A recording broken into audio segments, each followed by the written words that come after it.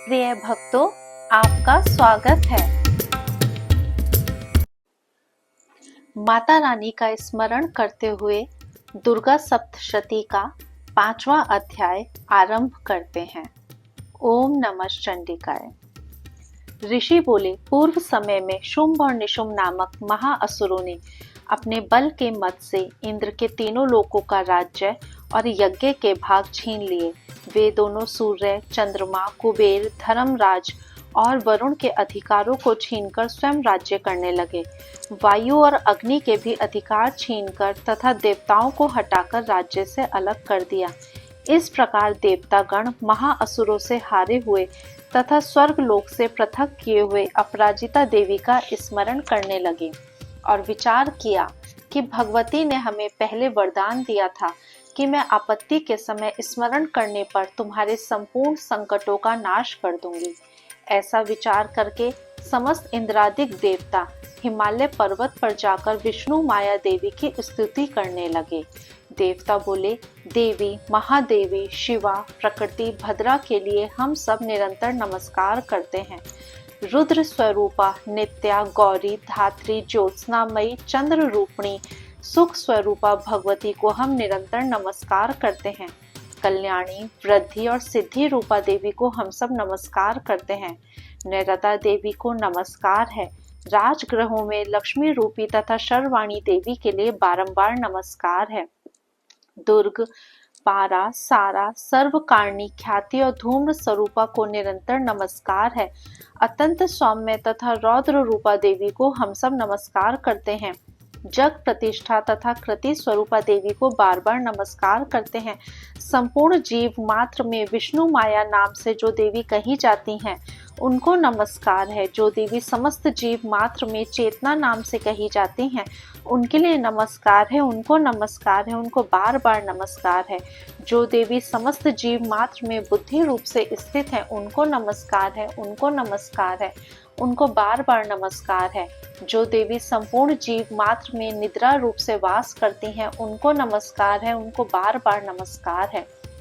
जो देवी समस्त जीव मात्र में शुद्धा रूप से वास करती हैं, उनको नमस्कार है, उनको नमस्कार है, उनको बार बार नमस्कार है।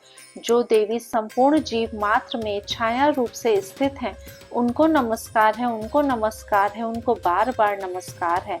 जो देवी समस्त जीव मात्र में तृष्णा रूप से स्थित हैं, उनको नमस्कार है, उनको बार बार नमस्कार है। जो देवी संपूर्ण प्राणियों में शांति रूप से स्थित हैं, उनको नमस्कार है, उनको नमस्कार है, उनको बार बार नमस्कार है। जो देवी समस्त प्राणियों में जाति रूप से स्थित हैं, उनको नमस्कार है, उनको नमस्कार है, उनको बार बार नमस्कार है। जो देवी समस्त जीव मात्र में लज्जा रूप से स्थित हैं, उनको नमस्कार है, उनको नमस्कार है, उनको बार बार नमस्कार है।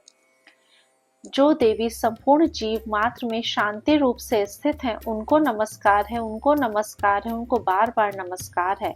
जो देवी समस्त जीव मात्र में श्रद्धा रूप से स्थित हैं, उनको नमस्कार है, उनको नमस्कार है, उनको बार बार नमस्कार है। जो देवी समस्त जीव मात्र में कांति रूप से स्थित हैं, उनको नमस्कार है, उनको नमस्कार है, उनको बार बार नमस्कार है। जो देवी समस्त जीव मात्र में लक्ष्मी रूप से स्थित हैं, उनको नमस्कार है, उनको नमस्कार है, उनको बार बार नमस्कार है। जो देवी समस्त जीव मात्र में व्रती रूप से स्थित हैं, उनको नमस्कार है, उनको नमस्कार है, उनको बार बार नमस्कार है। जो देवी समस्त जीव मात्र में स्मृति रूप से स्थित हैं, उनको नमस्कार है, उनको नमस्कार है, उनको बार बार नमस्कार है। जो देवी समस्त जीव मात्र में दृष्टि रूप से स्थित हैं, उनको नमस्कार है, उनको नमस्कार है, उनको बार बार नमस्कार है।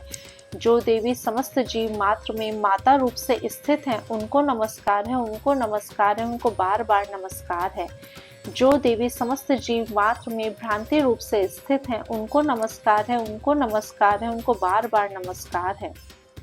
जो देवी समस्त इंद्रियों तथा संपूर्ण जीव मात्र की अधिष्ठात्री हैं और समस्त जीव मात्र में निरंतर व्याप्त रहती हैं, उनको बार बार नमस्कार है। जो देवी समस्त संसार में चैतन्य रूप से व्याप्त रहती हैं, उनको नमस्कार है, उनको नमस्कार है, उनको बार बार नमस्कार है।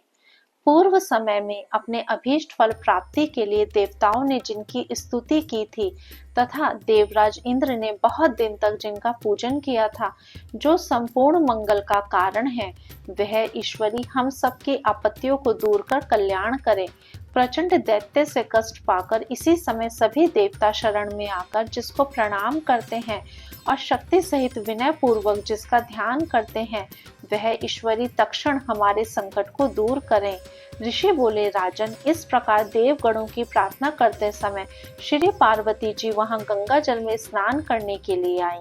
तदनंतर ही पार्वती जी के अंश से शिवा प्रकट होकर कहने लगी, यह संपूर्ण देवता स्वर्ग से शुंभ के निकालने से और निशुंभ से संग्राम में हारने से मेरी प्रार्थना कर रहे हैं। पार्वती के शरीर से उत्पन्न हुई अंबिका संपूर्ण लोकों में कौशिकी नाम से प्रसिद्ध हुई।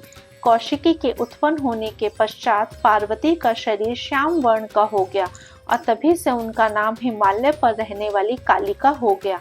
तदंतर परम मनोहर रूप वाली अंबिका देवी को शुंभ और निशुंभ के दूत चंड और मुंड ने देखा और फिर उन्होंने जाकर शुंभ से कहा, हे महाराज, कोई परम स्वरूपवान स्त्री हिमालय पर्वत को प्रकाशित कर रही है।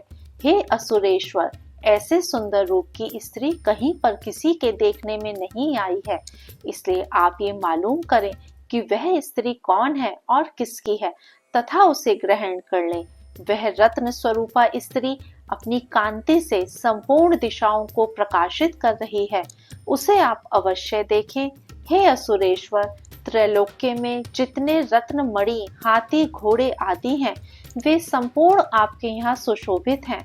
हाथियों में श्रेष्ठ ऐरावत हाथी, उच्च श्रवा नामक घोड़ा और परिजात का वृक्ष, ये संपूर्ण आपने इंद्र से छीन ही लिया है।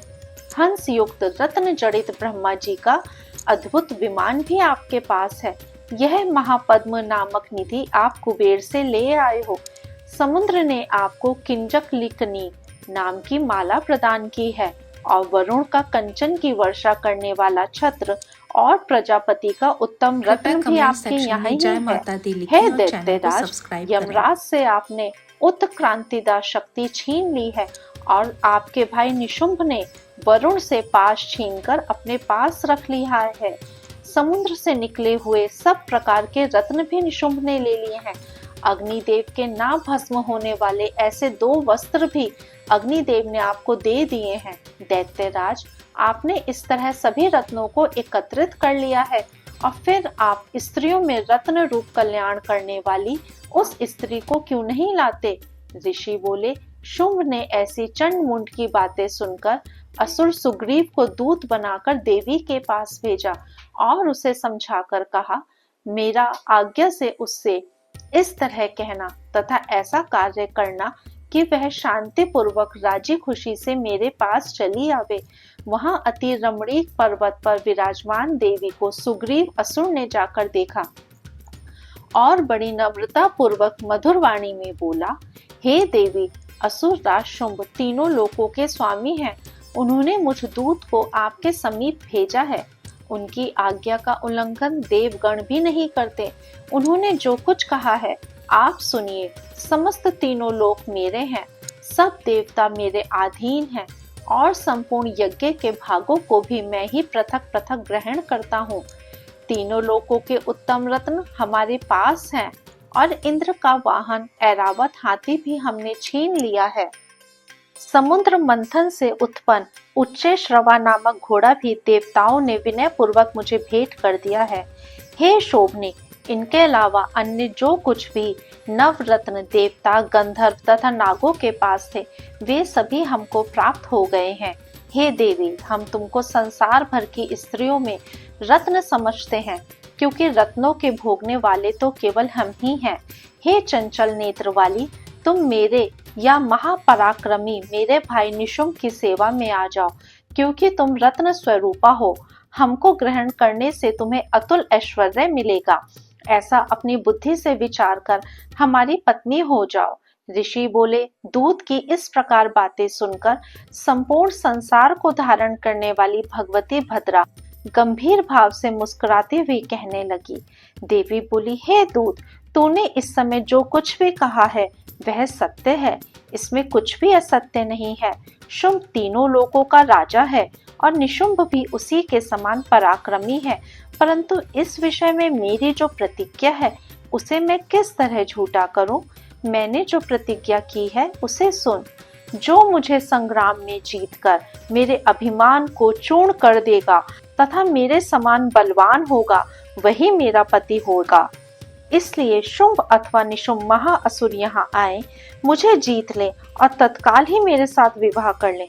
दूत बोला, हे देवी, तुझे बड़ा अभिमान है, मेरे सामने इस प्रकार की बातें मत कह। तीनों लोकों में ऐसा कौन पुरुष है जो शुंभ और निशुंभ के सामने खड़ा हो सके? इन असुरों के सामने समस्त देवता युद्ध में नहीं ठहर सकते।